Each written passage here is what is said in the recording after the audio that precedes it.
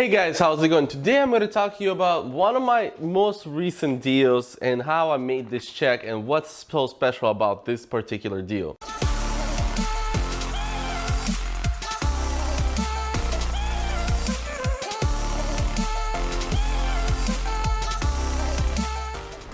First of all, I'm going to start. This is probably one of the smallest deals that I've ever done. It was not supposed to be this way, but this is what this video is going to be about. I'm going to explain to you guys why wholesaling is risky in a way, why wholesaling is so important, why is it important to approach every situation differently.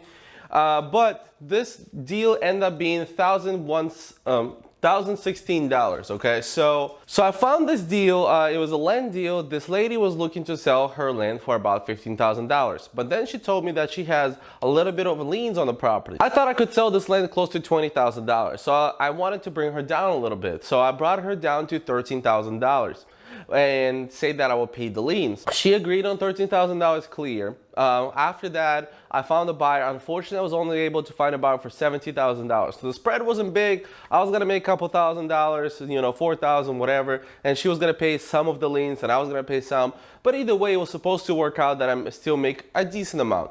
However, during the process, so when I send the information, you send the original contract and the assignment contract to the title company.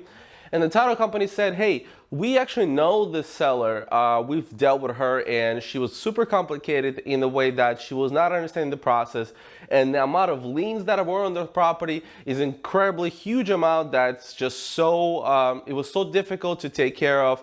And that the previous wholesaler and investor asked her to wait along, and she didn't really understand the process, and she ended up backing out. So I understood that this situation is going to become complicated, and I had to approach it very carefully with the seller. So every time seller asked anything, I tried to give her as much information as I can. So what it ended up being that this property had, if I'm not mistaken, I think it was 6 or 5 liens. It had 1 judgment, and I think a couple other liens from other properties that she owned before that moved to this one. So either way, there was tons of stuff and some back taxes as well that need to be taken care of. And some of the stuff takes a couple months to be reduced, because a lot of times code enforcement liens, you don't want to pay the amount they tell you to pay, you know, especially when it comes into a lien, especially when it becomes a huge amount. You can ask them to reduce the lien amount after a certain time. So that's what we did, but it takes a couple months through the city hall process or the city process to reduce it. So this was probably in July, and I said, or maybe August, and I said, hey, yes, this will take a couple, months to figure it out. So beginning of November, we can close on this property. And the seller was like, oh my God, it's gonna take a couple months, so long, I need it now. And I was like, well, there's nothing you can do about it. I mean, like, I'm sorry, it sucks that you're in this situation, but at this point, there's nothing better, there's no one faster that's gonna be able to do it, or unless you're gonna give it to me a crazy discount, and maybe we'll take the risk and just whatever, run with it. And she's like, no, I'm not gonna do that. I was like, well, that's what I'm trying to say, is that if you wanna get your money, you're gonna have to wait. And she understood it and whatever. So she's like, well, we had something that fell through a year ago with this other guy, this and this. And I was like, yeah. And now your liens are more than it was before. So like every time you wait, it's gonna be more the next time. So she's like, oh, okay, whatever, we'll go through with it. So I convinced the seller. Then came to the point to convincing the buyer. I said, hey, give me like 3 months so we can actually close on this, and stuff like that. And the cool part was the buyer was actually wanted to hold off on buying land at the moment anyway. So he was like, okay, cool, it's no problem. We can close on it in 3 months. I have no problem right now because I'm slowing down to buy.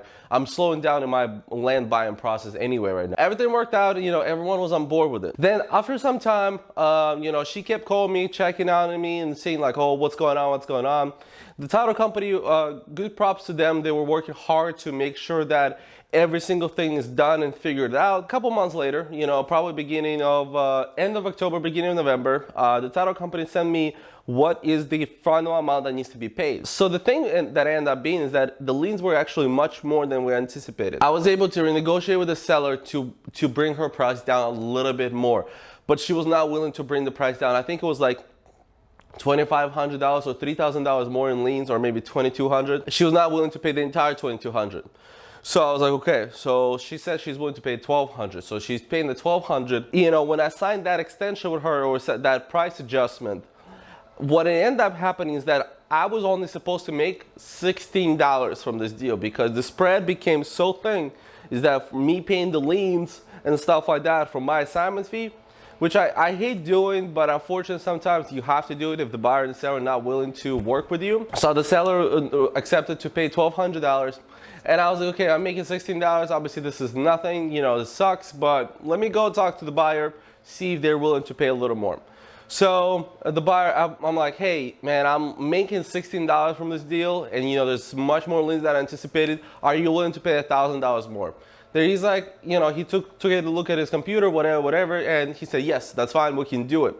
Obviously that's great, you know, I mean, $1,000 deal is not something I'm excited about, but it's also better than not being paid anything at all. You know, that's why I hold on to that idea all the time. But the seller told me the reason why I didn't push the seller a little more than I could have, I guess, is because she's like, well, my daughter just passed away, you know, I have this family issue.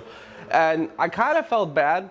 And I think I look back at that and think about like how the other wholesaler a year ago that failed on this property wasn't able to wholesale it, and they weren't able to figure it out, probably didn't approach it from as nice way and not humane way to the seller. Every situation is different. Everyone is different. Every property is different. So you have to approach it that way. So I guess this video in general, I'm talking about the situation, is about that we really should, as wholesalers, especially when you're dealing with distressed situations just like this one, understand that it's not always about the money. Yes, you are here for the money and you will make it, I guarantee. If you work hard, you will make the money. You know, I'm making a lot of deals right now, so it's not that I'm not making money. I am making money, much more than this check, but it's not that every single deal is gonna be about money. Sometimes you're gonna be just there to help the people out.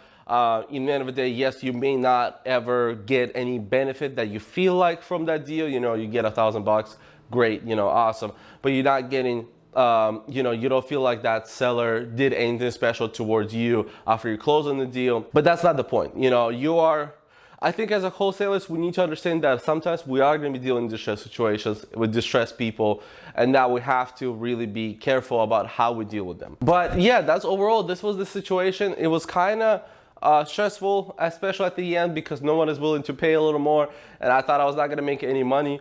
But it closed, everyone is happy, the buyer got the land, I got $1,000, and the seller got their money to, you know, she was saying that she had some family expenses now that her daughter passed away. So at the end of the day, we all kind of do the best we can, and that's why I want every wholesaler, you know, that's what I try to kind of explain in my videos as well, in my course that I teach in Udemy. You know, when people reach out to me, in the end of the day, you know, it's not all about the money. We should still consider who we deal with are people that have lives, and that, you know, maybe that property is only $1,000 or $2,000 for you, but that $13,000 that the seller is getting may be an incredibly big help and huge amount, and that will change their life for the best. So I think that's what you should think about. I appreciate all you guys tuning into this episode. Leave a like down below if you did enjoy this video. Comment if you have any questions about this deal, or if you want me to break down more deals like this that were very complicated and, you know, that were not usual deals. And subscribe to the channel if you do enjoy this type of content. I appreciate all of you guys, and as always,